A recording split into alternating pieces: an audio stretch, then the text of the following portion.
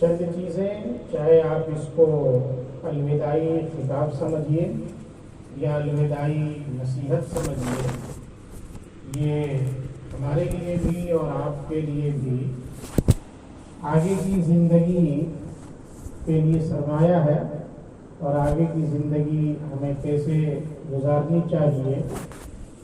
اگر آپ ان چیزوں پر غور کریں گے اور ان کو اپنی زندگی میں اپنانے کی کوشش کریں گے تو یقینی طور پر دنیا کی جو مابقیہ زندگی ہے وہ بھی اور آخرت کی جو ابدی زندگی ہے انشاءاللہ ہمارے لیے بہتر ہوگی۔ سب سے پہلی چیز تو یہ ہے کہ آج فروری کی 23 تاریخ ہے۔ اس مہینے کے 4 دن پہلی یہ باقی ہے، 24 یا 5 دن باقی ہے، اور آئندہ مہینہ مارچ کا ہے۔ 13 کو یوں سمجھیے کہ تعلیمی پورا نظام سمٹ جائے گا، اور آخری دن جو 14 کا ہے اس دن جلسے دستار بندی، ختم بخاری وغیرہ کے تعلق سے یعنی کہ انتظام کی چیزیں رہ جاتی ہیں۔ تو 14 دن اگر گن لیتے ہیں، 14 وہ اور 5 یہ، تو کل 19 دن ہوئے۔ ان 19 دنوں کو آپ یہاں کس طرح گزاریں؟ ان 19 دنوں کو آپ یہاں کس طرح گزاریں؟ ابھی تک آپ نے جیسے بھی گزارا، جس طریقے سے بھی گزارا، چاہے وہ اردو سے یا درجہ فارسی، دینیات وغیرہ جو بھی آپ نے پڑھا، جس طریقے سے بھی گزار کر کے آئے ہیں، آپ نے اپنے آپ کو مکمل طالب علم سمجھا ہے۔ مکمل طالب علم کا مطلب عرفی طالب علم۔ عرفی طالب علم کا مطلب یہ ہے کہ لوگ یہ سمجھتے ہیں کہ طالب علم کا مطلب ہوتا ہے ہر چیز اس کے لیے درست، ہر چیز اس کے لیے درست، بلکہ ایک مقولہ بھی گھڑ لیا گیا ہے، یجوز للطلاب ما لا یجوز لغیرہ، کہ طلباء کے لیے وہ تمام کے تمام چیزیں جائز ہیں جو دوسروں کے لیے جائز نہیں ہیں۔ ظاہر بات ہے کہ یہ من گھڑت چیز ہے۔ تو عرفی طالب علم سے اپنے آپ کو نکالنا ہے۔ آپ کا یہ 19 دن زندگی، مدرسے کی زندگی کا ممکن ہے کہ آخری ایام ہوں۔ بعض وہ بھی ہوں گے جو شاید تعلیمی سلسلہ منقطع کر دیں گے، بعض وہ بھی ہوں گے ممکن ہے کہ تدریسی سلسلے سے اپنے آپ کو جوڑ لیں، تدریسی خدمات انجام دیں، بعض وہ بھی ہوں گے جو مسجد کی خدمت میں لگ جائیں، چاہے وہ امام بنے یا مؤذن بنے، بعض وہ ہوں گے جو ممکن ہے کہ اس لائن سے مکمل اپنے آپ کو الگ کر لیں، کاروبار اور تجارت میں لگ جائیں۔ وہ تو بعد کی زندگی ہے، لیکن ابھی میں ان 17 دنوں کے تعلق سے یا کہیے کہ 19 دنوں کے تعلق سے گفتگو کر رہا ہوں کہ آپ ان 17 دنوں کو اس طرح گزاریں کہ یہ آپ کے لیے نمونہ ثابت ہو، یہ اس کے لیے نمونہ ثابت ہو۔ آپ کے اس 17 دنوں کی نقل و حرکت آنے والے طلباء کے لیے، آپ کے نیچے جو بچے ہیں، نیچی جو جماعتیں ہیں، ان جماعتوں کے لیے نمونہ رہے۔ آپ کی نقل و حرکت سے، آپ کی نشست و برخاست سے، آپ کی چلت پھرت سے انتظامیہ کو، اساتذہ کو اور یہاں کے رہنے والے دوسرے باڈی کو کسی بھی قسم کی کوئی تکلیف نہیں پہنچنی چاہیے۔ جو ہو گیا ہو گیا، کم سے کم ان 17 دنوں میں یا 19 دنوں میں ہم اس طرح رہیں کہ ماضی کی تمام ہماری کارستانی، ماضی کی تمام غلطیوں پر پانی پھر جائے اور ہر آدمی ہمیں دل سے معاف کرنے پر آمادہ ہو جائے۔ یہ تو پہلی بات ہے۔ دوسری بات، اب یہاں سے یہ جو 4 دیواری تھی آپ کی، یہاں کی زندگی دوسری تھی۔ یہاں آپ اپنے اساتذہ کی نگرانی میں تھے، منتظمین کے انتظام کے زیر تلے آپ تھے، یہاں کی یہاں رہتے ہوئے آپ کی ایک ایک نقل و حرکت پہ اساتذہ کی نگاہیں تھی، وہ آپ کو غلطیوں پر ٹوکتے تھے، ضرورت پڑی تو آپ پر ڈنڈا بھی اٹھاتے تھے، آپ کی پٹائی بھی کی جاتی تھی، لیکن یہاں سے نکلنے کے بعد آپ خود مختار ہوں گے، کوئی آپ کا نگراں نہیں ہوگا، کوئی آپ کو روکنے اور ٹوکنے والا نہیں ہوگا، آپ کی زندگی، عملی زندگی وہ خود آپ کو بنانی ہوگی۔ جب آپ یہاں سے جائیں گے تو آپ کو اندازہ ہوگا کہ عوام اور پوری ملت اسلامیہ آپ کی طرف کس طرح سے نگاہیں اٹھا کر کے دیکھ رہی ہوتی ہیں۔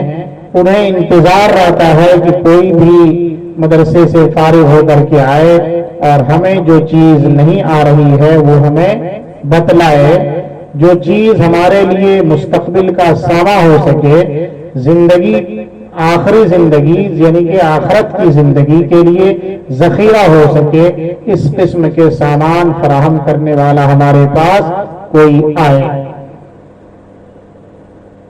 تو آپ کو چہار دیواری سے نکلنے کے بعد، یعنی کہ اب کے بعد کی جو زندگی ہوگی، ایک ایک قدم آپ کو پھونک کر کے رکھنا ہوگا۔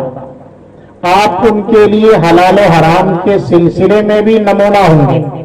آپ کو دیکھ کر کے عوام یہ استدلال کرے گی کہ مولانا نے یہ کام کیا ہے، اس کا مطلب جائز ہے، فلاں مولانا نے ہم کو یہ بات بتائی، اس کا مطلب جائز ہے، اس لیے ہمیں یہ کرنا چاہیے۔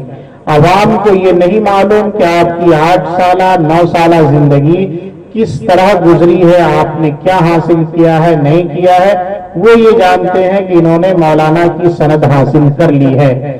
جس طریقے سے ایک بڑا علامہ ہے، کوئی محقق ہے، کوئی مدقق ہے، عوام کی نظر میں آپ کی وہی حیثیت ہے، وہ آپ کو محقق سمجھ رہی ہے، وہ آپ کو مدقق سمجھ رہی ہے، وہ آپ کو فقیہ سمجھ رہی ہے، وہ آپ کو مفتی سمجھ رہی ہے، وہ آپ کو محدث سمجھ رہی ہے، ہر سلسلے میں وہ آپ سے ہی رجوع کریں گے۔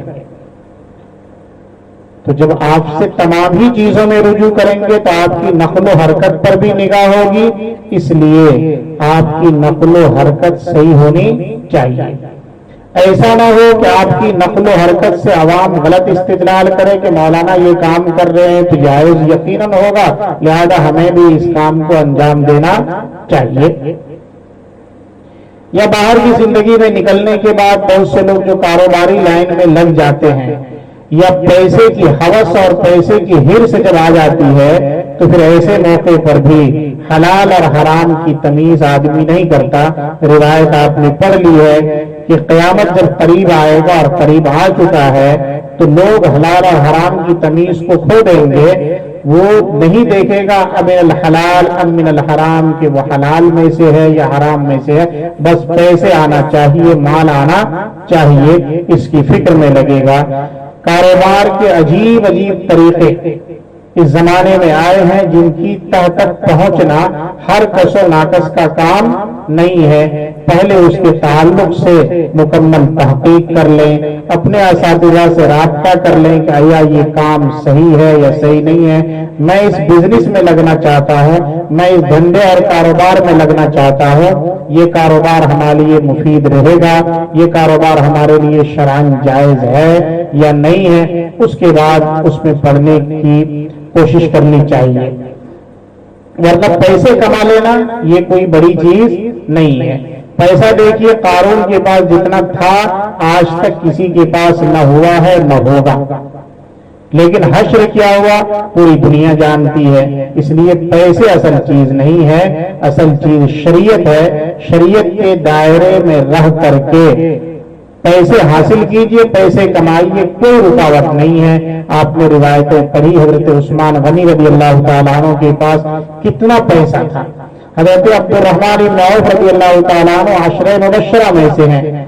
ان کے حالات میں لکھا ہے کہ جب ان کی وفات ہوئی ہے تو ان کے پاس سونے اور چاندی اتنے رکھے ہوئے تھے کہ ان کے وارثین نے کلہاڑا مار مار کر کے ان کو کاٹ کاٹ کر کے تقسیم کیا۔ آج کس کے پاس ہے اس طریقے سے؟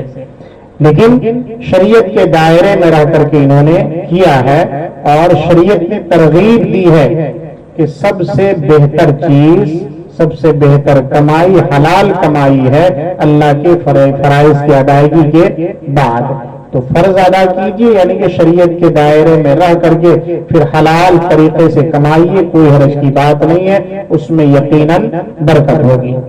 تو آئندہ جب آپ یہاں سے باہر نکلیں گے، جو جس میدان میں جائے گا وہ اس میدان کا نمونہ ہوگا. کوئی یہ نہ سمجھے کہ ہم نے کیا پڑھا ہے نہیں پڑھا، اس وقت آپ کو احساس نہیں ہوگا. کوئی بھی طالب علم جب مدرسے سے فارغ ہو کر کے نکلتا ہے تو وہ محدث بن کے نہیں نکلتا، وہ فقیہ بن کر کے نہیں نکلتا ہے، لیکن حالات، وقت ان کو وقت کا فقیہ بنا دیتا ہے، وقت کا محدث بنا دیتا ہے. ہم نے اپنے طالب علمی زمانے میں کبھی یہ سوچا بھی نہیں تھا کہ ہمیں یہ شرف حاصل ہوگا، ہمیں اتنی بڑی بڑی کتاب پڑھانے کو ملے گی. طالب علمی زمانہ بچکانہ اور طفلانہ زندگی ہوتی ہے، آدمی کو ان سب چیزوں کا احساس نہیں ہوتا ہے. لیکن جب آپ اس میدان میں آئیں گے تو پتہ چلے گا کہ عوام آپ کا منتظر ہے، آپ کا انتظار کر رہی ہے، اور انہیں آپ سے کتنی ساری ضرورتیں وابستہ ہے. پھر آپ ان کے پیشوا ہوں گے، آپ ان کے امام ہوں گے، آپ ان کے لیے سب کچھ ہوں گے. یوں سمجھیے گا کہ آپ ہی آپ ہوں گے. آپ کے ہاتھ میں ان کی کمان ہوگی، آپ کے ہاتھ میں ان کی ڈور ہوگی. آپ ان کو گمراہ کرنا چاہیں گے تو وہ گمراہ ہو جائیں گے، آپ ان کو راہیاب کرنا چاہیں گے تو وہ راہیاب ہو جائیں گے. اس لیے آگے کا ایک ایک قدم آپ کو سوچ سمجھ کر کے اور پھونک پھونک کر کے رکھنا ہوگا. ابھی تازہ ایک خبر ہے، دیوبند کے اطراف میں ایک جگہ ہے، وہاں کا ایک داڑھی ٹوپی والا، اللہ جانے مولوی ہے کہ مولوی نما ہے، انہوں نے علماء کو، مفتیان کرام کو بھدی بھدی گالیاں دی. نتیجہ یہ ہے کہ ابھی ان کی ایک تصویر آئی ہے کہ وہ کسی مورتی میں جا کر کے وہ ایسے کر رہا ہے. وسیم رضوی کا حال آپ کے سامنے میں ہے. آپ نے دیکھا اسلام اور مسلمانوں کے خلاف انہوں نے زہر افشانی کی تو اللہ نے اس کو اس حدود سے ہی باہر کر دیا، اور ہمیشہ کے لیے اگر موت سے پہلے انہیں کلمہ نصیب نہیں ہوا، ہدایت نہیں ملی، تو ابدی عذاب کا وہ مستحق ٹھہرے گا. اس لیے آگے کی زندگی بڑی سوچ سمجھ کر کے گزارنی ہے. آگے کی زندگی آپ کے لیے تو ہے ہی، آپ کے اساتذہ کے لیے بھی، اور انتظام، ارباب انتظام کے لیے بھی، مدارس کے لیے بھی نیک نامی اور بدنامی دونوں کا ذریعہ ہے. اگر آپ کی زندگی اچھی گزرے گی تو ہر آدمی کہے گا کہ بھی کہاں سے پڑھ کر کے آئے ہیں، ماشاءاللہ ان کی تربیت ان کے اساتذہ نے، منتظمین نے ان کی تربیت اچھی کی ہے، وہاں کی تعلیم اچھی ہے اور وہاں کا رہن سہن اچھا ہے. اور اگر آپ نے غلط قدم اٹھایا تو لوگ آپ کو کہیں گے ارے کس کے پاس پڑھا ہے، کس نے آپ کو پڑھایا، کیسے اساتذہ تھے آپ کے اساتذہ نے آپ کو نہیں بتایا، آپ کے اساتذہ نے آپ کی رہبری نہیں کی، آپ کے اساتذہ نے آپ کو حلال اور حرام کی تمیز نہیں سکھائی ہے. تو ساری باتیں لے کر کے آپ کے اساتذہ پر آ کر کے مرکوز ہو جائے گی. آپ نے سنا ہے کہ درخت کو اس کے پھل سے پہچانا جاتا ہے. اساتذہ کی حیثیت درخت کی ہے، طلباء کی حیثیت پھل کی ہے. پھل کیسا ہے اس سے ہماری شناخت ہوگی. اگر آپ اچھے ہیں تو اساتذہ اچھے مانے جائیں گے، اور اگر آپ نے کوئی غلط قدم اٹھایا تو یقینی طور پر یوں سمجھا جائے گا کہ وہ درخت ٹھیک نہیں ہے، وہ اساتذہ ٹھیک نہیں ہے، جنہوں نے اپنے بچوں کی، اپنے طلباء کی، اپنے عزیزوں کی صحیح رہنمائی نہیں کی، صحیح رہبری نہیں کی. اور ایک بات وہ یہ کہ اساتذہ سے رابطہ مضبوط رکھنا چاہیے، اساتذہ سے رابطہ مضبوط رکھنا چاہیے. یہاں جب تک آپ رہے، جو تعطیلات ہوئی چھوٹی بڑی، ان تعطیلات میں آپ گھر گئے، ان میں آپ کو اساتذہ کی اتنی ضرورت محسوس نہیں ہوئی ہوگی. لیکن اب چونکہ آپ اساتذہ کی زیر نگرانی نہیں ہوں گے، ہم نے بتایا کہ آپ خود مختار ہوں گے. آپ نماز پڑھیں یا نہ پڑھیں کوئی آپ کو جگانے کے لیے نہیں آئے گا. آپ حلال کرتے ہیں کہ حرام کرتے ہیں، کیا کرتے ہیں، کوئی روکنے ٹوکنے والا آپ کو نہیں ہوگا.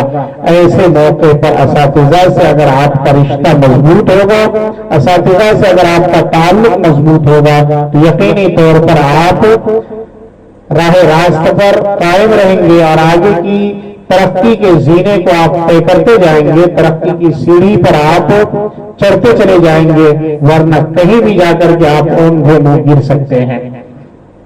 اساتذہ سے رابطہ مضبوط کرنے کا ایک بڑا فائدہ آپ کا یہ ہوگا کہ اگر کسی بھی مسئلے میں آپ کو شک و شبہ ہوگا، کسی بھی معاملے میں آپ کو رہبری اور رہنمائی کی ضرورت پڑے گی، آپ اساتذہ سے تعلق کیجئے، ان سے کانٹیکٹ کیجئے، ان سے رابطہ کیجئے، اس مسائل میں ان سے رہبری حاصل کیجئے، دھیرے دھیرے آپ کے لیے معاونت ہوتی چلی جائے گی اور آپ کی جو فہم، آپ کے سوجھ بوجھ کی جو زندگی ہے وہ بڑھتی چلی جائے گی۔ نتیجہ یہ ہوگا کہ آپ کا ذہن کھلتا ہوا چلا جائے گا، پھر وقت وہ آئے گا کہ آپ کو زیادہ ضرورت محسوس نہیں ہوگی۔ لیکن ابھی آپ نے پڑھا ہی کیا ہے، آپ نے کچھ بھی نہیں پڑھا ہے۔ بعض تو وہ ہوں گے جن کو کچھ بھی نہیں آ رہا، جیسے کہ داخل ہوئے تو ادھر سے نکلے، داخل ہوئے اور ادھر سے نکل گئے۔ ظاہر بات ہے کہ اصل ضرورت اب محسوس ہوگی آپ کو۔ ہر معاملے میں لوگ آپ سے مسائل پوچھیں گے کہ بھئی نماز میں اسی طریقے سے ہم نے کیا ہے، ہماری نماز ہوئی یا نہیں ہوئی ہے۔ اب آپ سوچیں گے کیا کریں، کسی استاد کا تو نمبر ہے نہیں، ہم کہاں فون لگائیں گے۔ اب آپ نمبر تلاشیے گا، پھر مسئلہ پوچھیے گا، اور عوام کے گمر آپ نے کیا پڑھا ہے، آپ کو اتنا بھی نہیں پتا ہے کہ نماز ہوئی کہ نہیں ہوئی، تو کیا کر رہے تھے مدرسے میں؟ خالی بیٹھ کر کے سو رہے تھے یا ایک اور دوسرے کاموں میں مشغول تھے؟ آپ نے آپ قوم کی امانت تھے اور قوم نے آپ کو پڑھایا ہے، قوم نے اپنا قیمتی سرمایہ آپ کے اوپر لگایا ہے، اور آپ ایک نماز کے مسائل سے واقف نہیں ہیں۔ اس لیے ان سب چیزوں پر توجہ دینے کی ضرورت ہے، اور ساتھ میں ہم نے کہا کہ اساتذہ سے رابطہ مضبوط رکھنا چاہیے۔ ہر ایک کو چاہیے کہ کانٹیکٹ میں رہیں۔ اگر کوئی ضرورت نہیں پیش آ رہی ہے تب بھی خبر خیریت تو ہو سکتی ہے نا۔ بھائی ان اساتذہ کے صدقے ہی میں آپ کو سب کچھ ملا ہے۔ حضرت علی رضی اللہ تعالیٰ عنہ کا فرمان ہے، من علمنی حرفا فہو مولایا ان شاء عاتقنی و ان شاء استخدمنی، کہ جس نے مجھے ایک حرف بھی سکھایا وہ میرا مالک ہے، اگر وہ چاہے تو مجھے غلام بنا کر کے رکھے اور اگر چاہے تو مجھے آزاد کرے۔ اب اتنی ساری چیزیں آپ کو سکھائی اساتذہ نے، آپ الف نہیں جانتے تھے، الف سے لے کر کے آپ کو بخاری پڑھنے تک کا لائق بنایا۔ یہ کس کی وجہ سے ہوا؟ آپ کے اساتذہ کی تو فیل میں ہوا، اور آپ یہاں سے باہر نکلنے کے بعد اساتذہ کو بھول جائیں، ان سے کسی بھی قسم کا علیق سلیق بھی نہ ہو، کسی بھی قسم کی خبر خیریت بھی نہ ہو، اس سے بڑی محرومی اور کوئی چیز نہیں ہو سکتی۔ یہ بات یاد رکھیے کہ جو اپنے اسلاف کے نقش قدم پر نہیں چلتا، جو اپنے پرکھوں، اپنے پروجوں اور اپنے اسلاف کو یاد نہیں رکھتا اور ان کی آپ بیتی کا مطالعہ نہیں کرتا، ان کی زندگی کو نمونہ نہیں بناتا، ان کا نشان مٹ جاتا ہے، کوئی ان کا پرسان حال نہیں ہوتا۔ آج جو بھی لوگ جن کا نام آپ سن رہے ہیں، ہر ایک زندہ اس وجہ سے ہے کہ انہوں نے اپنے اسلاف کے نقش قدم پہ اپنے آپ کو چلایا۔ جتنے بھی بڑے گزرے ہیں سب کا یہی حال ہے۔ حضرت مدنی رحمہ اللہ کو کون نہیں جانتا علم دنیا میں؟ دنیا نے اس کو شیخ الاسلام کہا، جبکہ اس کے استاد شیخ الہند تھے۔ وہ صرف ہندوستان کے شیخ اور یہ اسلام کے شیخ، اتنا بڑا ان کو رتبہ اور مقام کیسے ملا آپ کو معلوم ہے؟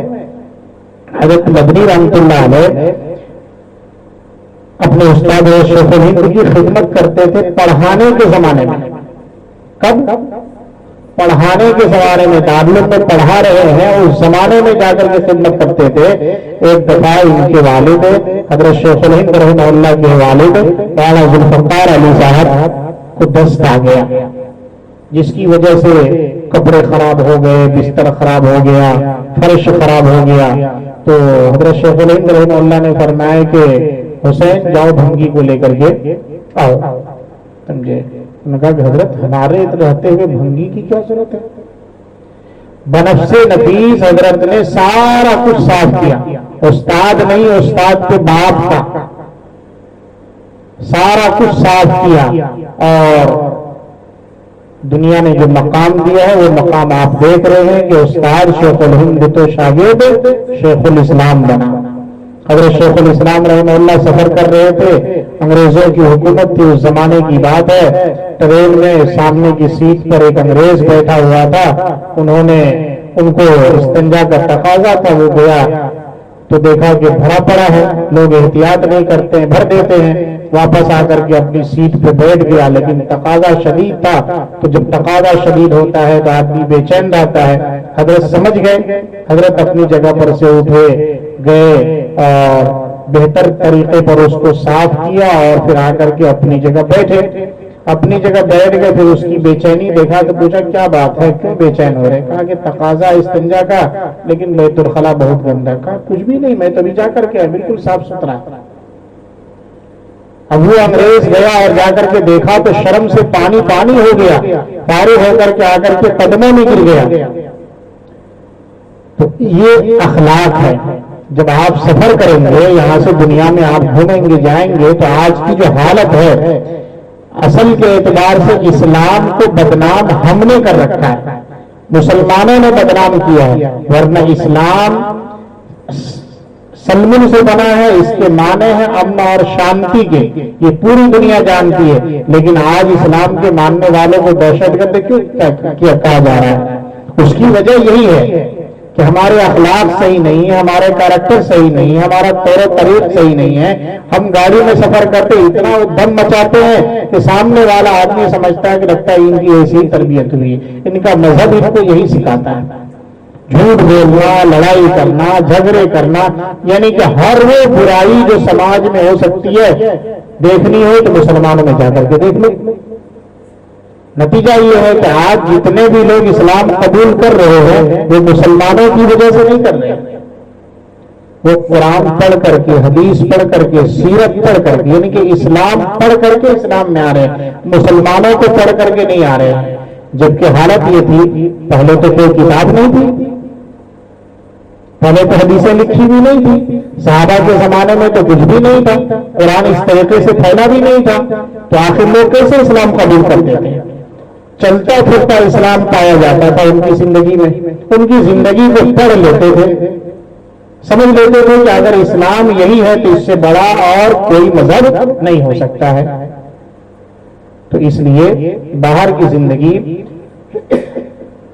اس طریقے پر گزارنا چاہیے کہ نہ تو اسلام کی بدنامی ہو نہ مسلمانوں کی بدنامی ہو۔ اور ایک بات یہ بھی یاد رکھیے، یہ زمانہ بڑا پرخطر ہے، سوشل میڈیا کا زمانہ ہے۔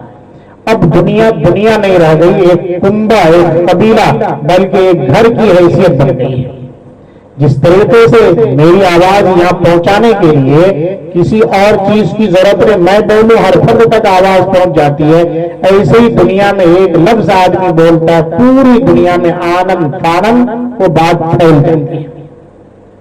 ایک زمانہ تھا کہ ہر ایک تک آواز پہنچانا مشکل ہی نہیں، محال سمجھا جاتا تھا، لیکن آج دنیا نے ترقی کی ہے، جو ترقی کہی جاتی ہے اس زمانے میں، اس ترقی کے حساب سے آپ دیکھ رہے ہیں یہ سوشل میڈیا کا جو زمانہ ہے بڑا پرخطر زمانہ ہے۔ کسی بھی چیز کو آپ ایسا کام نہ کریں جس سے اسلام کی بدنامی ہو، ایسا ویڈیو آپ نہ بنائیں، ایسا ویڈیو اپلوڈ نہ کریں، ایسے ویڈیوز کو لائک اور شیئر نہ کریں، نہ معلوم اس کے اندر کیا ہے نہیں ہے، اس کی وجہ سے آپ کا انجام کیا ہونے والا ہے نہ آپ جانتے ہیں اور نہ آپ کو اس کی خبر ہوتی ہے۔ بعد میں اس کا انجام معلوم ہوتا ہے کہ ہم نے یہ کام کیا تھا، اس کو صرف لائک کیا تھا، اس کو صرف شیئر کیا تھا، جس کی سزا ہمیں بھگتنی پڑ رہی ہے۔ قسم قسم کی ممنوعہ تنظیمیں ہیں اس زمانے میں، اور حکومت کی نگاہیں ایسی چیزوں پر ہیں۔ لوگ کیا کر رہے، کیا دیکھ رہے ہیں، اب سمجھنا ہر ایک کے لیے آسان ہے۔ ابھی تک تو ہم لوگ سمجھتے تھے کہ ہم جو کر رہے ہیں اللہ دیکھ رہا ہے، ہمارا اس پر یقین تھا، فرشتے لکھ رہے ہیں ہماری باتوں کو، اس پر ہمارا یقین تھا، لیکن آج دنیا نے یہ ثابت کر دیا ہے کہ بغیر آنکھ کے بھی لوگ دیکھتے ہیں۔ بھئی آپ کیا کر رہے نہیں کر رہے، ہماری پوری جو مانیٹرنگ ہوتی رہتی ہے مکمل طریقے سے ہمارے اوپر نگاہ، آپ کون سا ویڈیو کتنی دیر دیکھ رہے ہیں، آپ ویڈیو دیکھ رہے ہیں تو مکمل دیکھ رہے ہیں یا ایسے چلا کر کے آگے بڑھ رہے ہیں، سب چیز کی خبر مکمل طریقے پر ہوتی ہے۔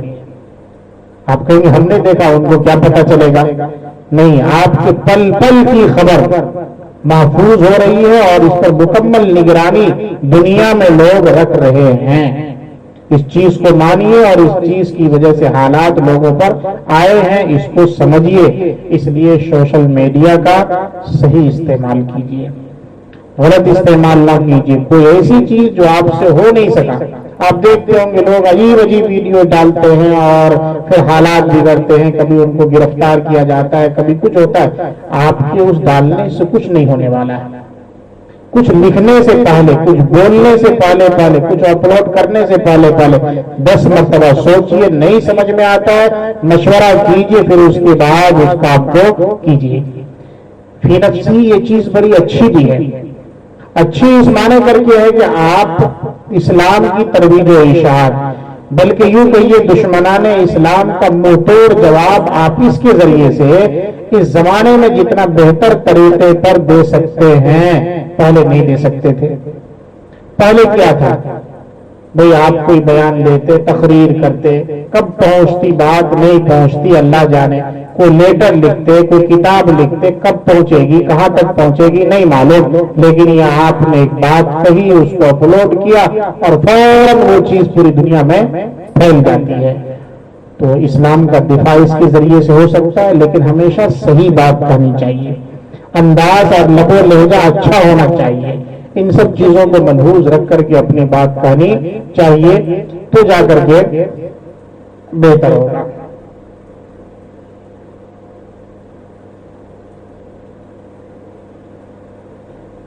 یہ چند باتیں ہیں، باتیں تو بہت ہیں، اور ظاہر بات ہے کہ اصل چیز تو یہ ہے کہ جو آپ نے سال کے شروع سے لے کر کے اب تک پڑھا ہے، اور بلکہ یوں کہیں کہ اب تک جو آپ نے تعلیم حاصل کی ہے، ان معلومات کو معمولات میں تبدیل کیجیے، ان معلومات کو معمولات میں تبدیل کیجیے۔ تعلیم اصل نہیں ہے، پڑھ لینا اصل نہیں ہے، پڑھ لینے کے بعد عملی زندگی میں اتارنا اصل ہے۔ اب آپ کے پاس یہ بہانہ بھی ختم ہو گیا کہ ابھی تک تو ہم طالب علم میں تھے، ابھی تک تو پڑھ رہے تھے، پڑھ کر کے فارغ ہو جائیں گے تب جا کر کے عمل کریں گے۔ اس لیے اب یہ بہانہ بھی ختم، اب مکمل طریقے سے اپنے آپ کو پابند بنائیے۔ بات سمجھ میں آئی؟ یہ 2-4 چیزیں جو غیر مرتب طریقے پر آئی میں نے کہہ دی ہے۔ اللہ تعالی ہمیں بھی اور آپ سبوں کو بھی عمل کی توفیق عطا فرمائے۔ وما توفیق الا باللہ۔